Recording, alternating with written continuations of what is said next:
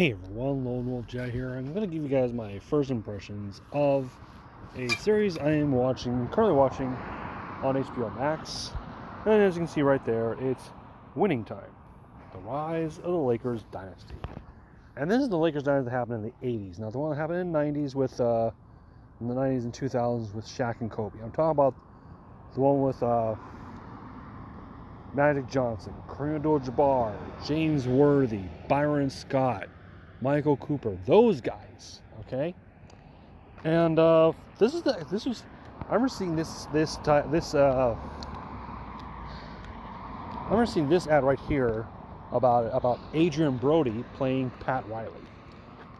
Now, I remember back in the day when watching those Lakers that Pat Riley was a guy who always was on the sideline, wearing a nice suit, hair slicked back.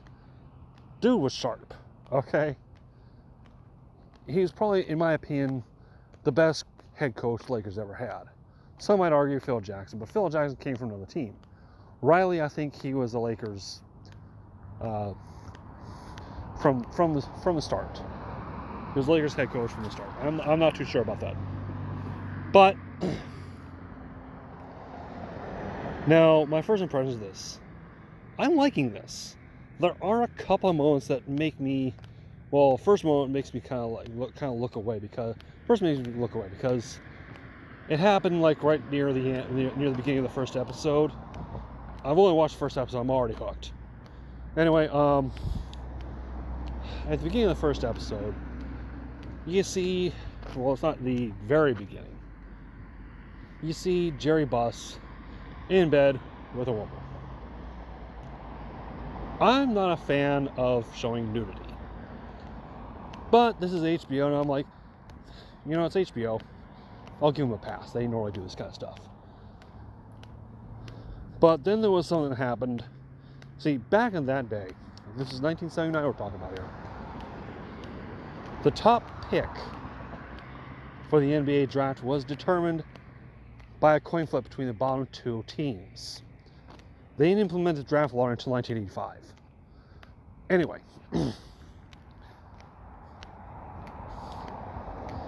the bottom two teams were, surprisingly enough, the Los Angeles Lakers and the Chicago Bulls. I'm like, wait, was that true? I looked it up, and yes, given the success that both those teams had over the 80s, 90s, 2000s, all the way to current day. I mean, yeah, Bulls are kind of but I'm talking about, the Bulls during the Jordan era, okay? Anyway, but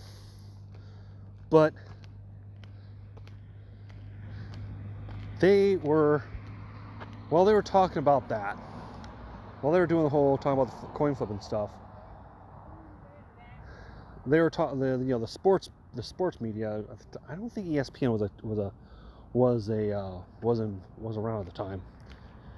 But I'm talking about, the various sports people were talking about the top two college prospects at the time, who just recently faced off each other in the NCAA in the final game, in the finals of the NCAA tournament. I don't know if they had it. Honestly, I don't know if they had, the March Madness tournament back then. But, again, don't know. But the two that faced off each other from Michigan State was Earvin Magic Johnson, current partial owner of the Dodgers, and I think he went to Indiana State University. I'm pretty sure it wasn't a Hoosier because he would have played under Bobby Knight. But we're talking about Larry Bird, the living legend himself. I mean, he's called Larry Legend for a reason. Anyway, but when they were showing how good they were, when they showed Larry how good he was, they plotted up white. I'm like, I rolled my eyes, and I'm like, oh my God, are we doing this shit? Then when they were listing off Magic Johnson's accomplishments, how good he was, black. I'm like, HBO, do us all a favor and don't pull a Showtime here. Okay? Showtime's already buried themselves. Everything's got to be all white. Don't do what they did. That is the only thing that they did the whole race thing. Thank God.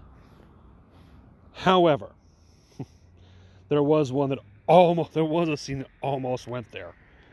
There was a part where Magic Johnson went to a party hosted by Donald Sterling. Yes, that Donald Sterling. At the time he wasn't the owner of the team, but he used to own the Clippers. But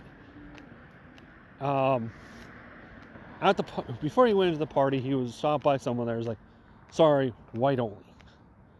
And I'm like, "Oh my God, are we doing this thing again?" But they said, "No, you got to wear white clothing." I was like, "Okay." You almost lost me on that part. Well, they put him in a white. They had him wear a white suit coat. Fine. But those are the only two things that really kind of made me not cringe, but the first part I was uncomfortable with the nudity, and the race thing made me just roll my eyes. But so far I'm liking it. John C. Reilly is playing a great Jerry Buss. See who else is there. Well, I haven't seen Brody playing Riley yet. The guy who's playing Jack Kent Cooke, another good part right there.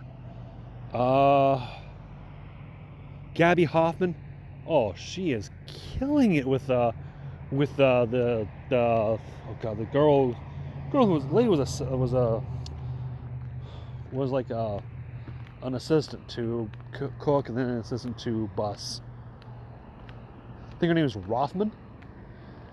Anyway, and the people that got playing the players, they are doing a great job. So, fun fact. Well, when the Lakers were about to draft him, they already had a point guard, Norm Nixon. In this series, he's played by his son. I'm like, wow.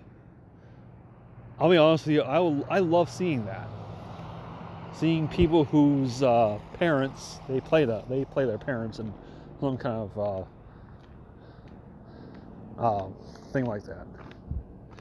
Anywho, that's all I got. I'm hoping to see some more good stuff coming from this. Hopefully, we don't get the racial stuff and other things. But until next time, this is Lone Wolf Jazz saying thank you all for watching. Oh, before I do my usual ending spiel here, I'm going to do an overall. I'm not going to do episode by episode. I'm going to do once this series is done with. I don't know if they go with multiple seasons, but I don't know if they will or not. But depending on if this is any indication, I hope they see more than one season. Anyway, I'm going to give an overall review of the entire season when it ends. Until next time, this is all Jan saying thank you all for watching. Take care of yourselves.